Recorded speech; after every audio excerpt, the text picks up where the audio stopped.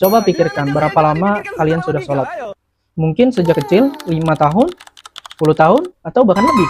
Tapi pertanyaan jujurnya, fenomena ini disebut ya anomali ibadah lah, kalau kata zaman sekarangnya.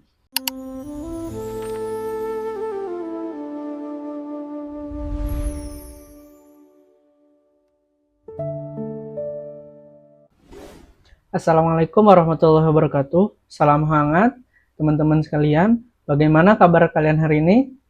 Semoga semuanya dalam keadaan sehat walafiat. Alhamdulillah, dan selalu dalam lindungan Allah Subhanahu wa Ta'ala. Nah, pertama-tama saya ingin mengucapkan terima kasih yang sebesar-besarnya karena telah meluangkan waktu, tenaga, dan pikiran untuk mengikuti pembelajaran kita pada hari ini. Saya sangat menghargai semangat dan antusias kalian. Pada kesempatan yang berharga ini, kita akan membahas sebuah topik yang mungkin sudah akrab, sangat akrab di telinga kalian. Tetapi seringkali kita terlewat. Makna terdalamnya kita akan berbicara tentang sholat. Tapi bukan sekedar sholat yang hanya sebatas gerakan dan bacaan hafalan semata, bukan juga sholat yang hanya kita lakukan karena tuntutan kewajiban tanpa penghayatan saja. Nah, kali ini kita akan membedah sholat dari sudut pandang yang lebih luas, lebih filosofis, dan lebih relevan dengan kehidupan kalian sebagai remaja di era digital sekarang.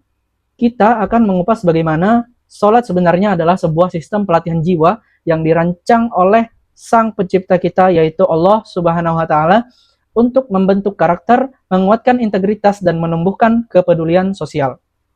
Topik besar kita kali ini adalah makna sholat dan transformasi perilaku, perspektif kebangsaan, dan karakter remaja. Nah, melalui pertemuan ini, saya harap mengajak kalian semua, mengajak teman-teman semua untuk tidak lagi memandang sholat sebagai rutinitas harian yang membosankan, tetapi sebagai kurikulum kehidupan yang akan membentuk kalian menjadi pribadi-pribadi yang unggul, yang tidak hanya cerdas secara intelektual, tapi juga matang secara emosional dan spiritual.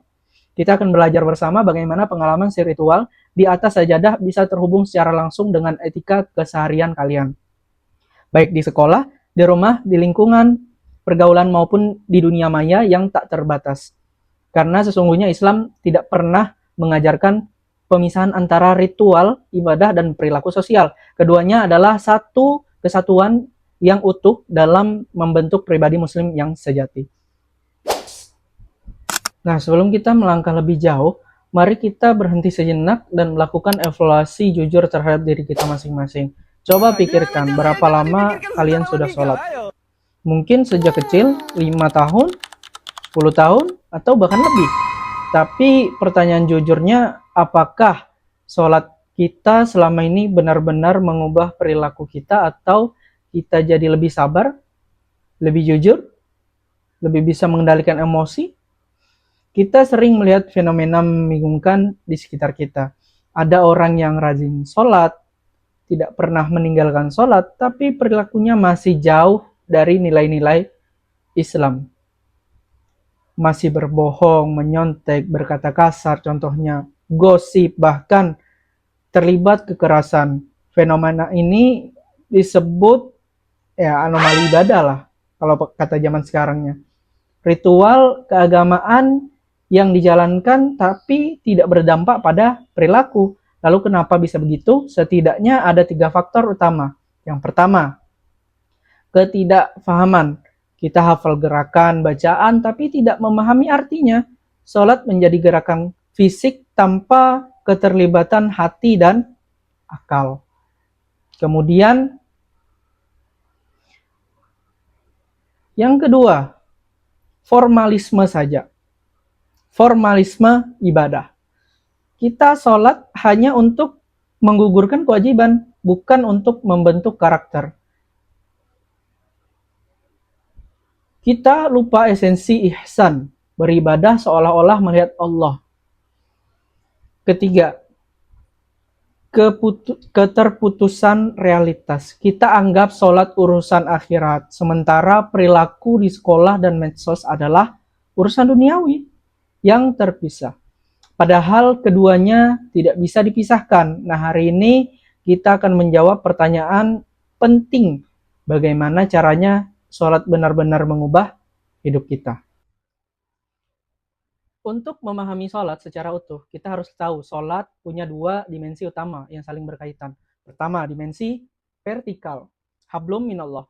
Ini hubungan kita dengan Allah. Saat sholat, kita menundukkan diri, mengakui kebesarannya, dan memohon petunjuknya. Indikatornya adalah kekhusyuan dan tumbuhnya rasa takut serta hormat kepada Allah Subhanahu wa Ta'ala yang disebut dengan takwa.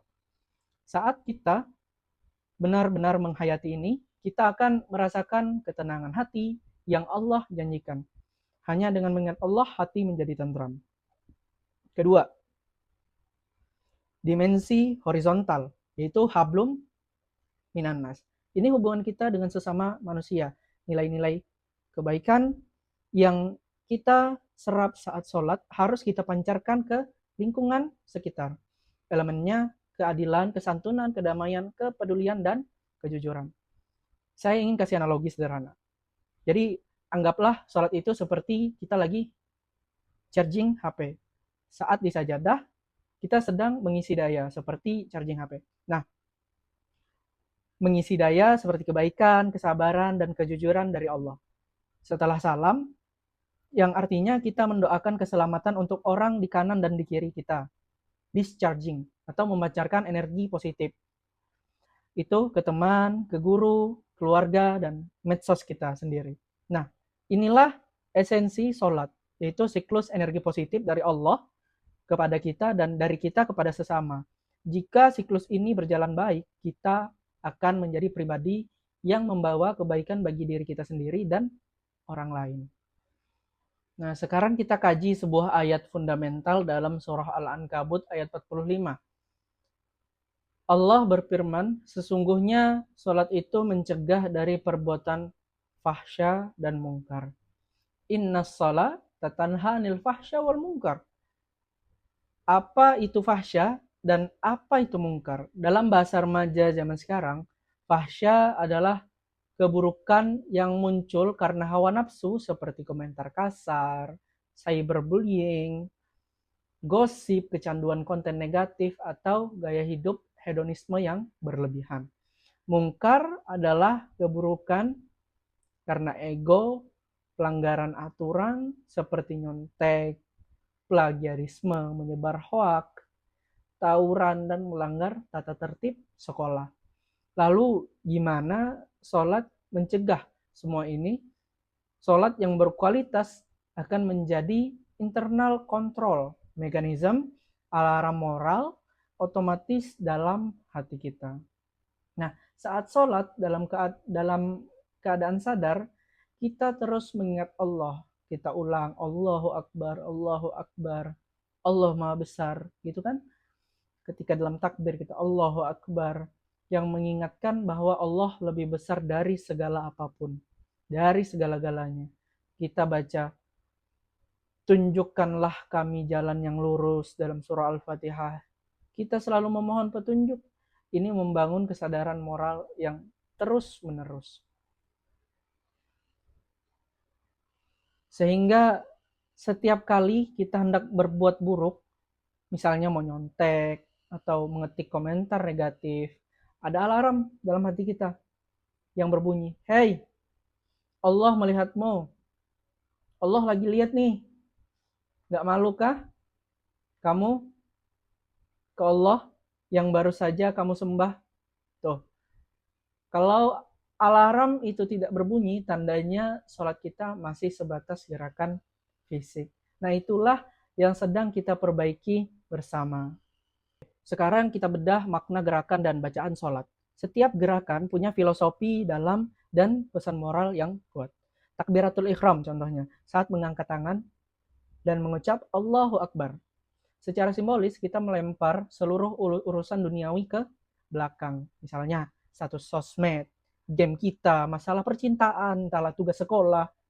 Kita tegaskan bahwa hanya Allah yang Maha Besar. Ini pelajaran penting di tengah tekanan remaja untuk populer dan mengikuti tren. Tapi jujur, menjaga pikiran fokus saat sholat itu memang sulit. Saya juga memang kadang ke-trigger ketika mendengar anak-anak sering ribut di belakang. Nah, fenomena mind wandering ini, pikiran melayang-layang kemana, itu adalah tantangan terbesar setiap muslim. Tubuh di sajadah, tapi hati dan pikiran di tempat lain. Inilah yang membuat kita sholat sering kehilangan makna.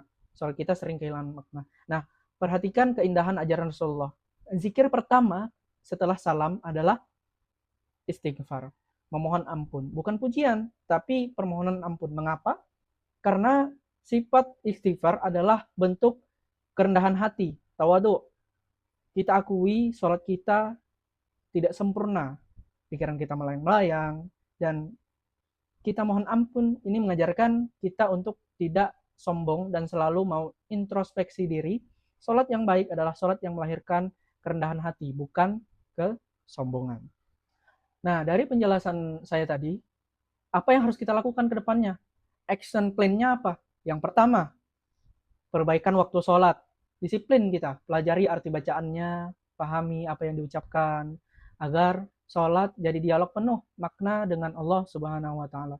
Nah, kemudian perlambat pergerakan sholat, artinya tumakninahnya, supaya kita bisa menghayati sholat. Rasakan setiap gerakannya, rasakan keberadaan Allah di hadapan kita. Kemudian yang ketiga, evaluasi diri setelah sholat. Tanyakan, apakah sholat tadi membuat hati ini jadi lebih tenang? Jika belum, perbaiki lagi sholat kita pada sholat berikutnya. Nah, kita hampir di ujung pembelajaran. Mari kita tarik benang merahnya. Sholat bukan sekedar ritual, sholat adalah sistem pelatihan karakter yang luar biasa. Pengemblengan mental, disiplin diri, kontrol emosi, dan pembentukan kepemimpinan moral. Pelajar yang sholatnya benar akan yang pertama di akademik. Contohnya, dia akan jujur, tidak mencontek, bertanggung jawab. Misalnya kemudian di sosmed atau di digital. Santun, tidak menyebar hoax, aktif menyebarkan kebaikan. Kemudian di lingkungan sosialnya, di real life-nya, berempati, anti-bullying, dan hormat pada guru dan sesama. Nah, ini transformasi sesungguhnya dari pelajar menjadi insan kamil.